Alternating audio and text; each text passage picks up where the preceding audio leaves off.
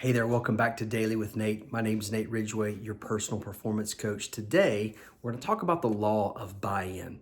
The law of buy-in says that people buy into the leader before they buy in to the vision. Now, as a leader, your success is going to be measured by your ability to take the people where they need to go. I'm going to tell you a story about a time many years ago where I totally blew it as a leader. So I was leading a pretty sizable group of a sales team, several hundred people. And out of those several hundred people, I had a leadership committee of about 50 folks. And the company that we were selling for, there was a challenge. Things were not going well. And a certain faction of upper level leaders had decided to leave the company. And they went and they formed a brand new company that had a pretty good vision and pretty good leadership. In my heart, I felt like the right thing to do was to cut bait with the previous company and to run and to be a part of this new sales organization because I could see the difference in the leadership, the bad leadership that we were coming from and the good leadership that we had the potential to go to. The challenges of the company in the past that seemed to never be rectified and the solutions that were being provided by leadership that we had the potential to go and be a part of.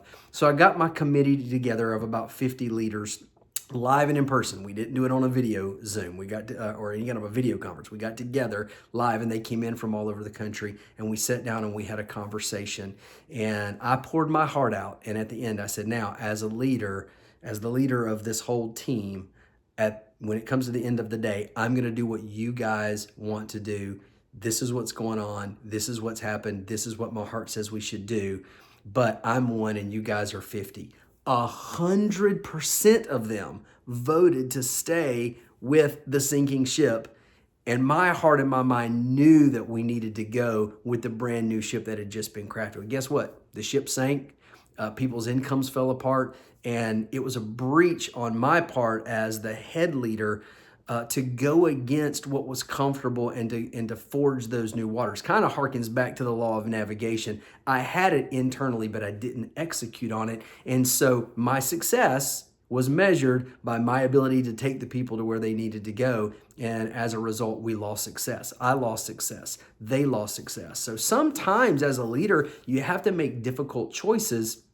But I think that if I had led with greater strength and said, hey guys, here's what's going on. Here's scenario A. Here's scenario B. This is what we're going to be doing, and here's why. For any of you that want to stay behind with the sinking ship, you can do that, but the rest of us are going to be moving forward into clearer, more stable waters. And I think that if I had had that sort of strength, I was still pretty young, but if I had exercised that kind of strength, then I would have gotten the buy-in from my people because they did believe in me as a leader. I just gave them too much power as the follower. And that's hard to say because I do believe in empowering people. We just talked about the law of empowerment within the last couple of episodes, and I do believe in that. But sometimes the law of navigation kicks in, and also the law of intuition, where a leader sees everything through a leadership lens. It's our intuition, and I should have exercised those laws, and I should have moved forward. Now, how can you earn credibility? Since then, I've been able to get buy-in from tens of thousands of people all over the world for a lot of different things that I've done, and I've had the privilege of leading some wonderful women and men, and we've had some great successes.